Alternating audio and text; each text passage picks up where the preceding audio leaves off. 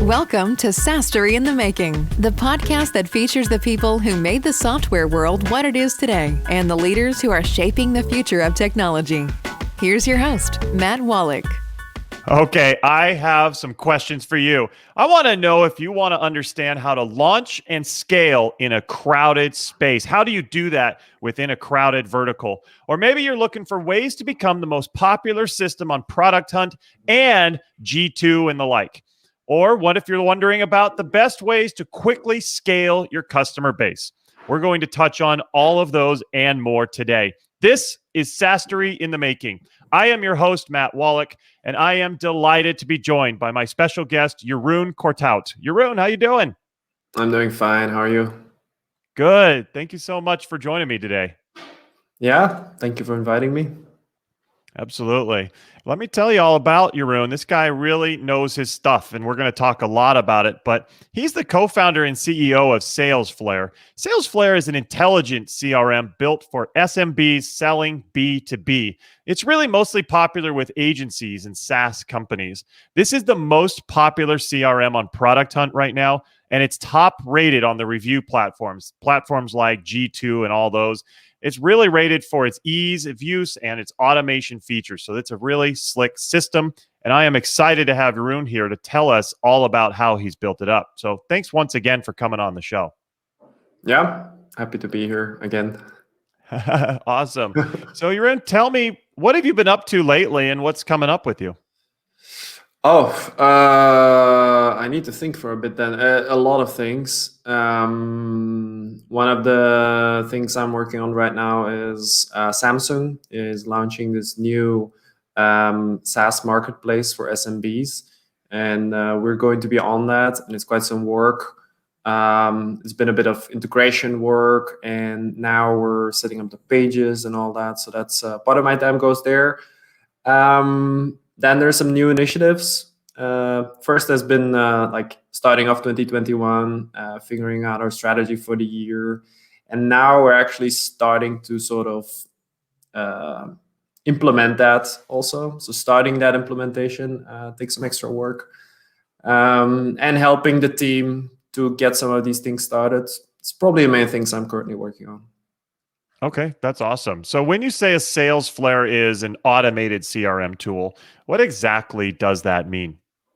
Yeah, so we used CRMs in the past. Basically, Salesflare started from another software company where we had a lot of leads.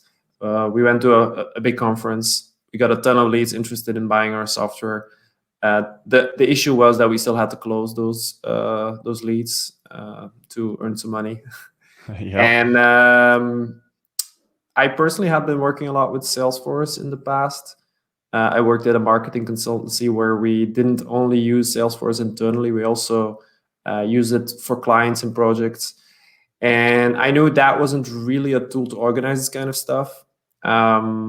It's a great thing for enterprises to build whatever sort of system they want to build with the help of consultants, but it isn't a practical system for you to organize your sales. I learned that the hard way by trying to use it.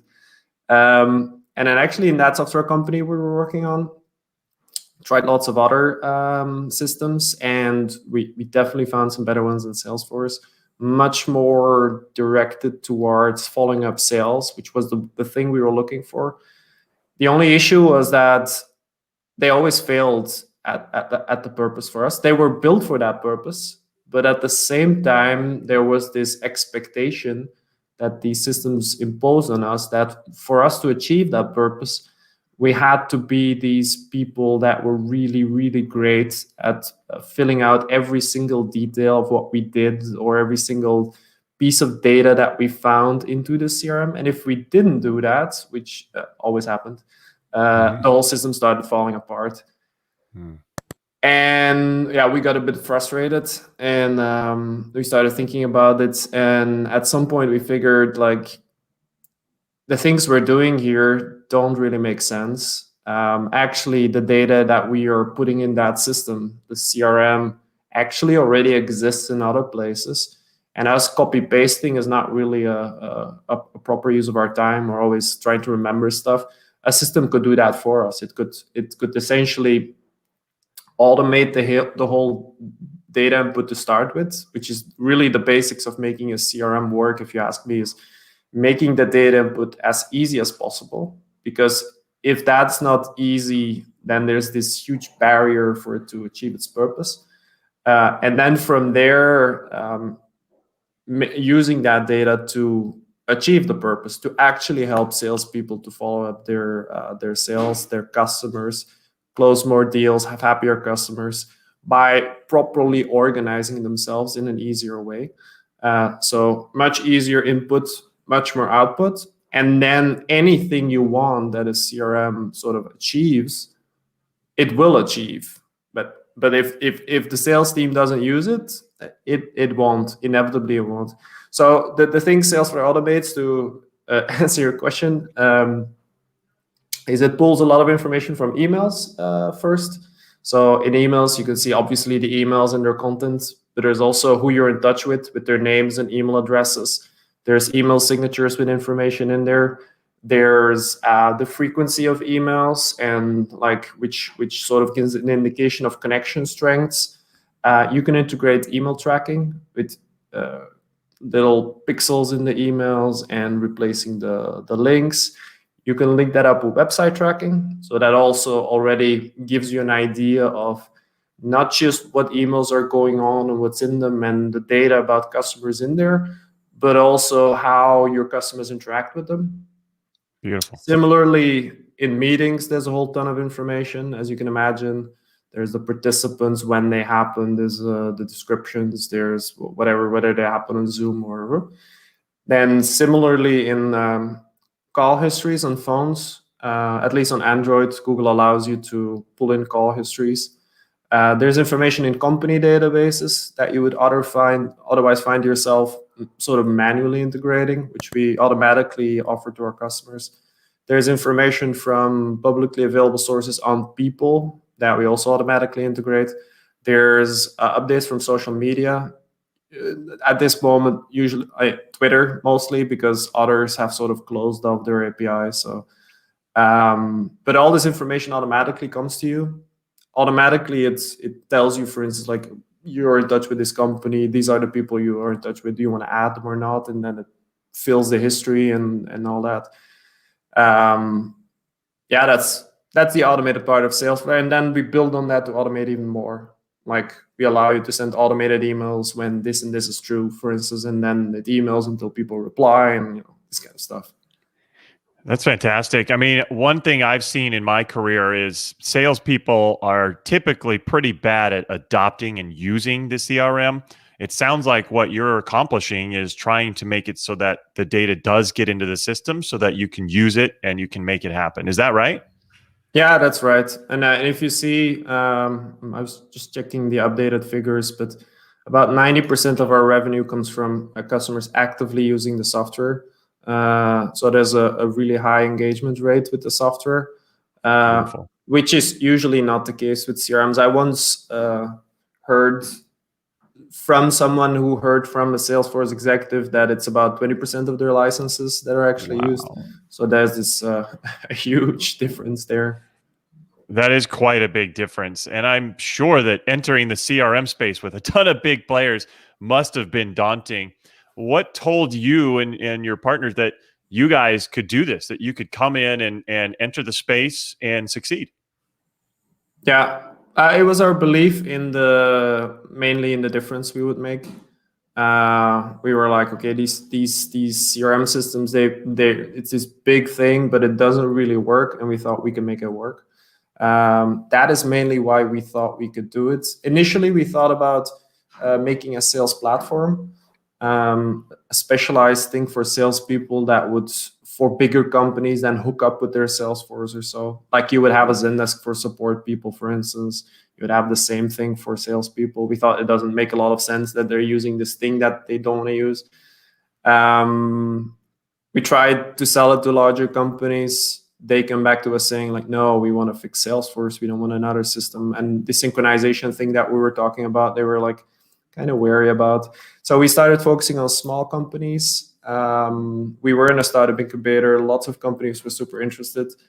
And nowadays we're focusing also more and more on medium-sized companies. It also comes, I guess, with a part of in English, I think you say naivete as Naivete. founders. Like you always like, That we might can be make this French, work. actually, but yeah. Yeah, with a French etymology, I guess. Yeah. Yeah, I love that. So you kind of had a lot of confidence in yourself then. You call it naivete. I call it, confidence. And you guys knew that you Confidence, could yeah. do something, even though you weren't totally aware of maybe the challenge ahead of you. You wanted to take it head on. And I think that's the beauty of entrepreneurship. And I mean, it sounds like that's what you guys did. Is that right? That's right. Yeah. If we would have known the challenge ahead of us, maybe we would have not started, and that would have been a pity. It is a huge challenge, as you can imagine, but we're taking it sort of one step at a time and always trying to improve, and that's really fun because we've learned so much. It was a way more interesting journey than if we would have had a simple challenge. I totally can see that. Absolutely. I've seen that same thing in my life as well. What I want to ask you is, it is a crowded space. How are you able to kind of separate and differentiate your product from the other players, the other CRMs? Yeah. So first of all, it's a matter of focus. We do small and medium-sized businesses selling B2B.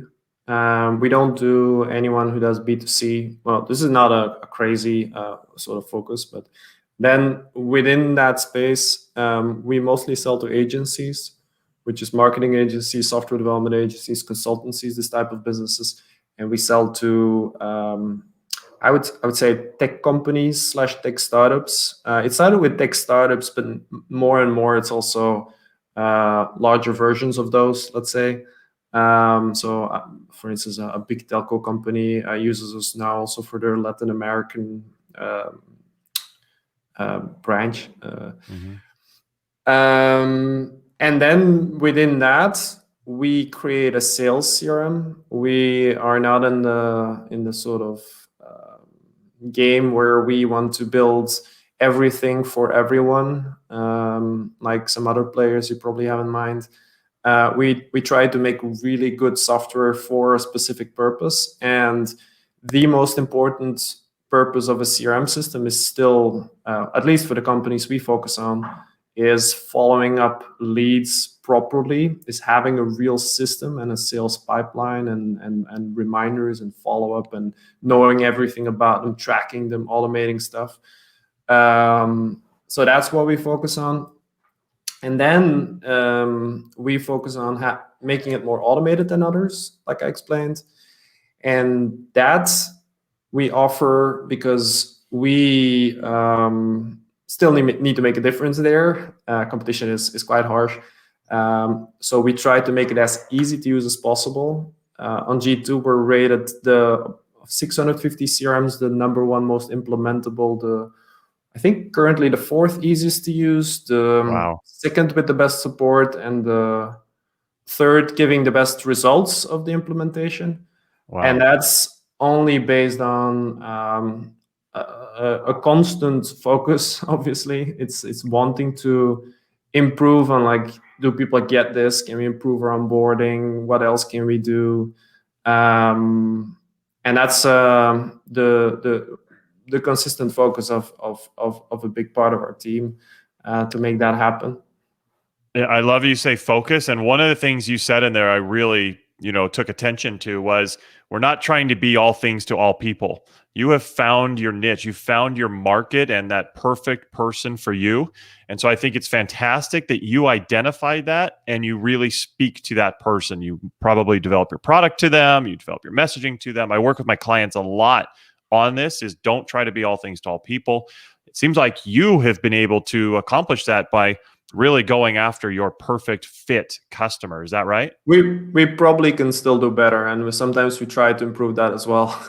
Because it's still, we still have sort of 2 separate personas, and then in there's still variations, and I don't know what. But it's an ongoing work. It's the better you can define your target market and then make sure that people in that target market really love your product and say, I cannot live without this, the better you will have product market fit and it easier it is to grow. So we keep working on that. We're not like, oh, we've found it now, or That's fair. I like it. You keep trying to get better. So you have done really well. I mean, you've built this company from 0 to over 2,000 companies as customers, which is quite, amazing. So it's kudos to you. But what are some of the best things that you did along your path that really helped you get there? Apart from the biggest thing, which is consistently working on making things better, because in any story of something growing, it is the most important thing. There's no such thing as all of a sudden everything exploding and wow, we made it, or something like that. But if I would have to pick out some inflection points in the journey, it's mostly in the year 2017 when we launched on Product Hunt and AppSumo and created some hype around our product, got a lot of people on there, got a lot of people excited, and then built from there to get more word of mouth, more reviews, more visibility in different places. I would say that was an important moment, but it's not that made Salesflare or Sure. I want to dive into that. Did you actively seek out word of mouth referrals? Did you actively try to build your customer base to become raving fans and help you get the word out? Mostly the second part. We try to make everyone as happy as possible, and we really take that seriously in the sense that, for instance, if somebody comes to us with a piece of feedback, we try to understand that it goes into a system, it gets linked up to similar things, similar issues that people try to solve. When we make something like that, we communicate it back. Every single person that asked it, we say, okay, you asked for this, we made this. What do you think of it? Really trying to close that loop in terms of customer feedback to excite people and to make sure that even though it's many people, that every person is sort of heard, and obviously it's hard to do good for every single person individually, but at least listen to them, take it into account when we do something which usually then benefits the larger group. Still talk about it personally with them. Getting referrals, yeah, we do ask for reviews. I think it would be dumb not to. Agreed. Yeah, if you don't ask for reviews, you usually don't get them. So we have a bunch of things set up, automated. They don't work really great, so often we just go reach out personally, or we ask it in personal conversations.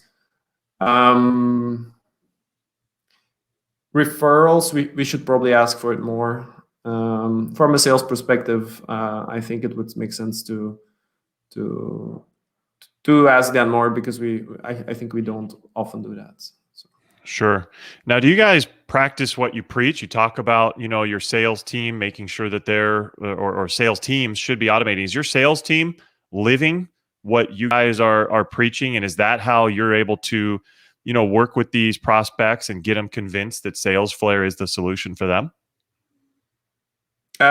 We don't have a big sales team, but yes, all of the things I just said is stuff we do ourselves.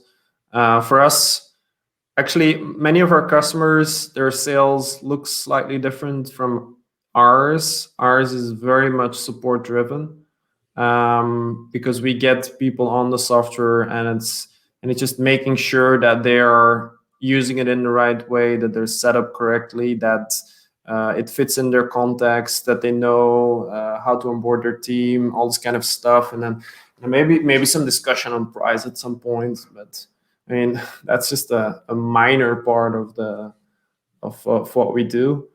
But it sounds like you're Yes. really trying to help. It sounds like you're trying to show that you're advising them and helping them and making sure that they're comfortable and that they have everything they need. Is that right?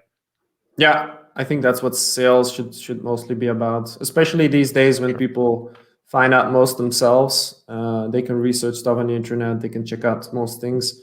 It's really about guiding people to be successful with your solution to their problem. It's absolutely perfectly said. That's exactly what I train my clients to do, is make sure that you show that you're helping. How can your solution solve their problems? That's awesome. What I want to ask you, Jeroen, is what advice would you give to new software founders just starting out? What things can they learn from your journey that would help them get to where you guys are now? Something I didn't mention yet is currently we have this whole thing set up where things are largely automated, and we have a volume of people making trials all the time, and we get in at some points to help them where we can. But this is not how it was from the start, and I think it's very important to understand that.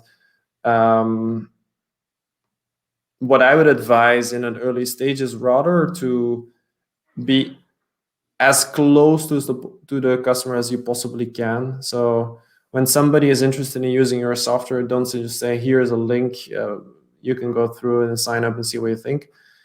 Rather, you say, okay, let me show you the thing.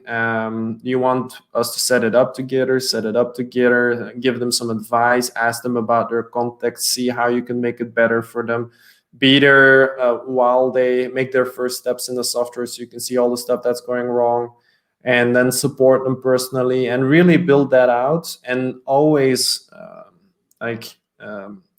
communicate back to the development team and prioritize things so you can constantly make things better. It's super important in the beginning, rather than just throwing a thing online where there's start a trial here, people try some stuff, you have no idea what they did. You can look at a Hotjar video or so, but you're like, I don't know what happened. Why is this person clicking here?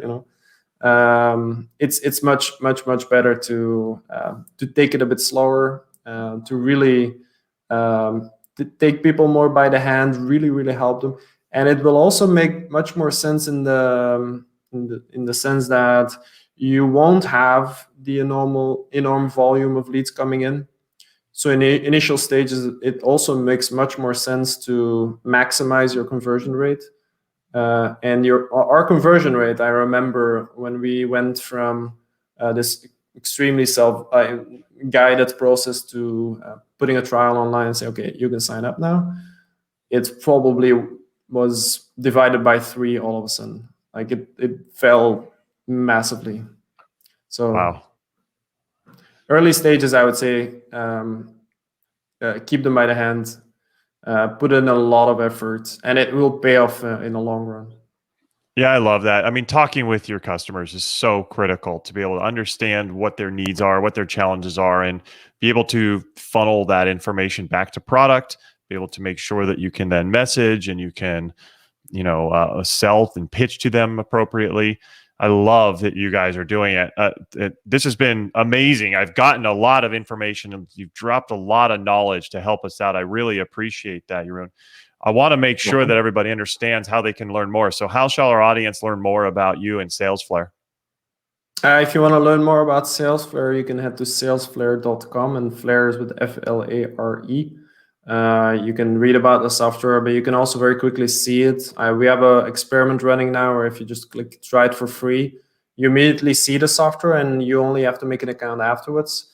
And then if you actually make an account, it's a trial of somewhere between 7 and 30 days. It's a sort of gamified concept where as you set it up further, you get extra days on the trial, because we've seen that people who set it up further actually are way more successful in the long run, not just in the immediate conversion, but the churn is way lower when people properly set up their CRM. That's a great idea. I love that. And if you want to get in touch with me, you can connect with me on LinkedIn. There's only one person with my name. If you type it correctly, you'll find me. And then include a personal message. because otherwise I will not be able to distinguish you from all the spam I get on a daily basis. So don't forget that. Otherwise, I will probably not accept. But if you do, I will accept, and we can chat. Perfect. And for those listening on the podcast, we will put all that information in the podcast notes so that you have it. But Jeroen, thank you so much for coming on the show. Yeah, this was fun. Absolutely. Likewise. So once again, we've been talking with Jeroen Corthout from Salesflare. Check out that information that you'll see in the notes. For everybody else listening, please subscribe to the podcast. Please also rate us. If you enjoy what you're hearing, give us ratings so that we can produce more and better content for you. We're constantly talking with innovators and creators, and you'll hear us weekly. Make sure you hit that subscribe button and like and rate us. We'd really appreciate it. But thank you very much for listening and watching, and we will talk to you next week. Take care.